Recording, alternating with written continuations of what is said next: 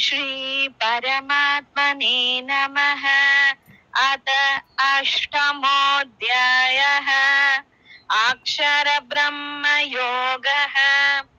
अर्जुन उवाच किं तद्ब्रह्म किमध्यात्मम् किं कर्म पुरुषोत्तम अधिभूतं च किं प्रोक्तम् अधिदैवं किमुच्यते अधियज्ञः कथं कोत्र देहेऽस्मिन् मधुसूदन प्रयाणकाले च कथं ज्ञेयोऽसि नियतात्मभिः।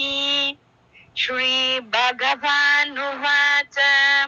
अक्षरं ब्रह्म परमं स्वभावोऽध्यात्ममुच्यते भूतभावोद्भवकरो विसर्गः कर्म संज्ञितः अधिभूतं शरो भावः पुरुषश्चादिदैवतम् अधियज्ञोऽहमेवात्र देहे देहभृतां वर अन्तकाले च मामेव स्मरन् मुक्त्वा कलेवरं यः प्रयाति समद्भावं याति नास्त्यत्र संशयः।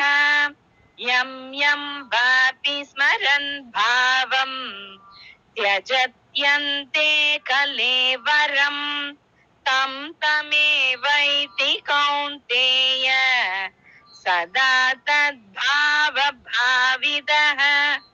तस्मात् सर्वेषु कालेषु मामनुस्मर युध्य च मय्यर्पितमनो बुद्धिर्मामे वैश्यस्य संशयः।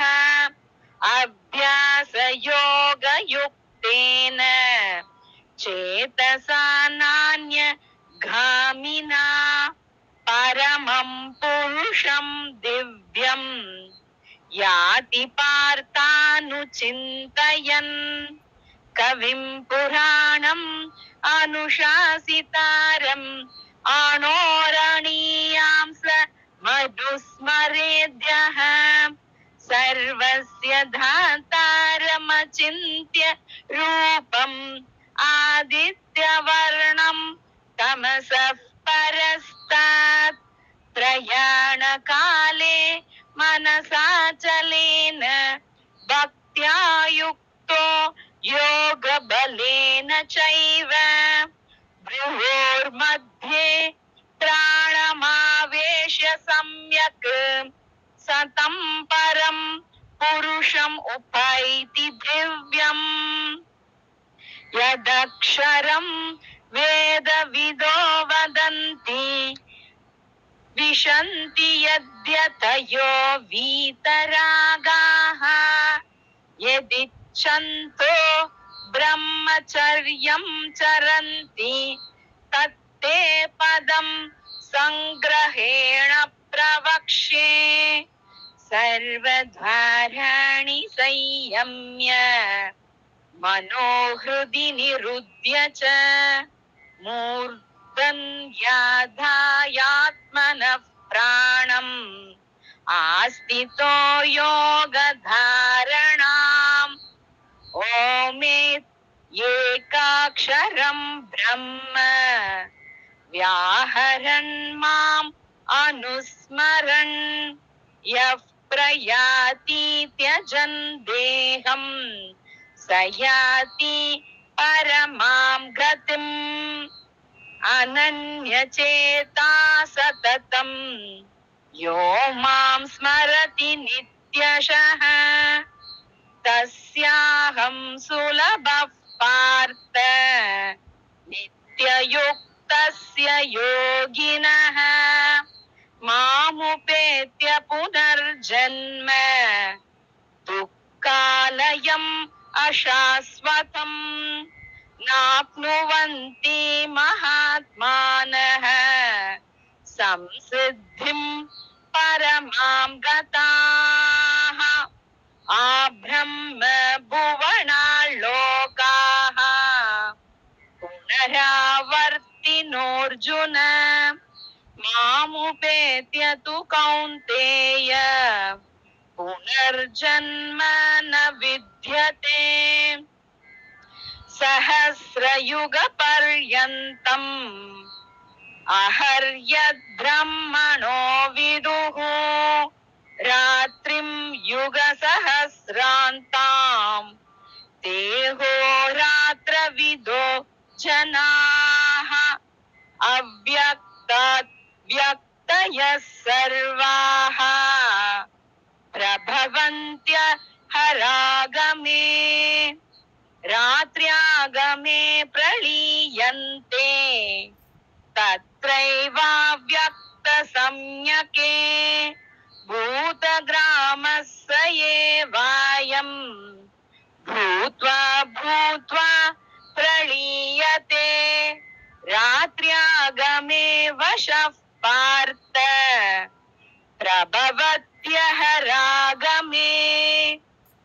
परस्तस्मात् भावोऽन्यो व्यक्तो व्यक्तात् सनातनः यस्य सर्वेषु भूतेषु नश्यत्सु न विनश्यति अव्यक्तोऽक्षर इत्युक्तस्तमाहुः परमां गतिम् यं प्राप्य न निवर्तन्ते तद्धाम परमं मम पुरुषस्य परः पार्थ भक्त्या लभ्यस्त्वनन्यया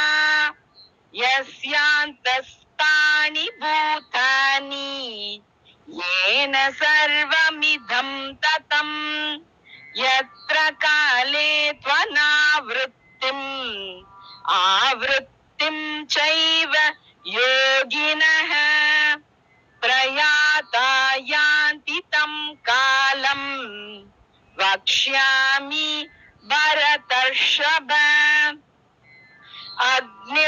अग्निर्ज्योतिरहः शुक्लः षण्मासा उत्तरायणम् तत्र प्रयाता गच्छन्ति ब्रह्म ब्रह्मविदो जनाः धूमो रात्रिस्तथा कृष्णः षण्मासा दक्षिणायनम् तत्र चान्द्रमसं ज्योतिर्योगी प्राप्य निवर्तते शुक्लकृष्णे गतिहेते जगतः शाश्वते मते एकया यात्यनावृत्तिम् अन्यया वर्तते पुनः नैते श्रुति पार्थ जानन् योगी मुह्यति कश्चन तस्मात् सर्वेषु कालेषु योगयुक्तो भवार्जुन वेदेषु यज्ञेषु तपस्सु चैव दानेषु यत् पुण्यफलं प्रदिष्टम् अत्येति तत्सर्वमिदं विदित्वा योगी परं स्थानमुपैति चाद्यम् इति श्रीमद्भगवद्गीतासु उपनिषत्सु ब्रह्मविद्यायां योगशास्त्रे श्रीकृष्णार्जुन संवादे अक्षर ब्रह्म योगो नाम अष्टमोऽध्यायः। श्री गुरु